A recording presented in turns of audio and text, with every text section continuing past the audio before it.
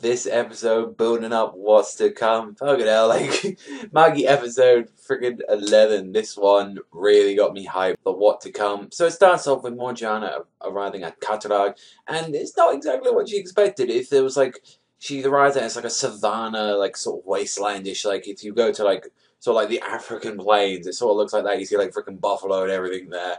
And she travels to like one of the little towns. It's like this slum hole, like part of it, and then gets asked saying, "Oh, like this place pretty much died after all, you know, the Thanless left." And she actually like goes into this bar and was going to get attacked because they're like, "Oh, we got a Thanless, let's make some money," like that. And we actually meet with the Submarine, like, you know, the brothers from Balbad, which is surprising because for people who didn't know, they were actually supposed to appear in the Zagan arc. Yeah, they were supposed to appear in the Zagan arc, but they never did in the anime.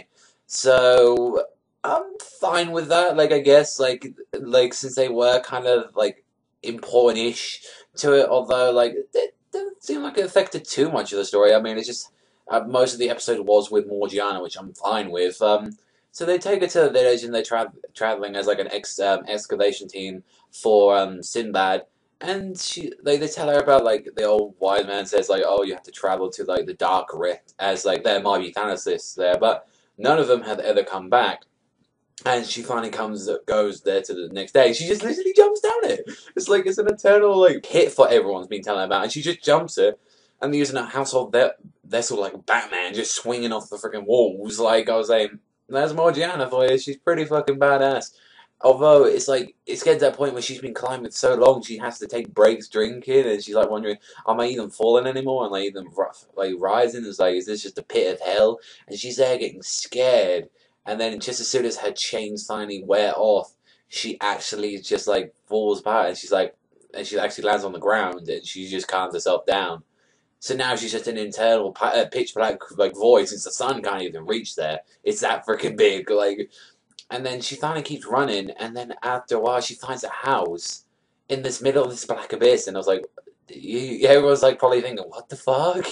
And they open that door, and turns out there's someone pretty special in there, and that's Yunan, who apparently calls himself Guardian of the Valley. And from what they said so far, he's like got super fucking hearing, and that he can hear both sides of the valley, and he's pretty special.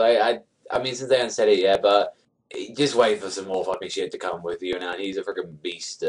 Like, and then when you see as well, he also knows about what's going to happen to Magna Star as well. Like, because you get back to this episode, and it's set when Koha, like, comes to warn, like, Magna Star and Mogmamet. He's saying, you know, we will invade you in due time. And he's so fucking pissed like that. And then they just heard the other news as well, as Aladdin and Koha meet up after a while, and just to tell him, you know, the Emperor of Kou Empire just died. And it was like, knowing how things are pretty tense right now, I bet a lot of people are trying to get their way onto that freaking throne. And we just see all of like the Kou Empire just joining again. We see Hakuei, we haven't seen her for long, and this time she's come back with like freaking 100 household members. We get to see one of the other brothers, Kome, who's like the one with the black fan with like that. He's pretty beastly. And then Hakuryu as well, arriving on like plant dragons, just arise, and he just looks so baller ass boss. And just seeing that was just some fucking crazy shit. The man himself arrives at the end of the episode. Kou, the freaking most biggest badass of the Kou Empire. Just like, there's so much stuff I want to say about like all the Kou Empire, but you know, I'll be a dick for doing that. But overall, this was a solid episode. Really enjoyed it. Like, just a lot of build up to like Morgiana's past, meeting up some people, like, and then next episode as well. It's called A New Emperor. So who will it be? Who will take the new emperor role? And what's going to happen now with the Kou Empire? And what is Hakuria planning? Since Hakuei was saying, you know, he might be planning something. I mean, I'm just saying. But that's all for me. Everyone's thinking that much to watching. As always, remember, Savagezweipanda. Sign out. I'll see you guys next time.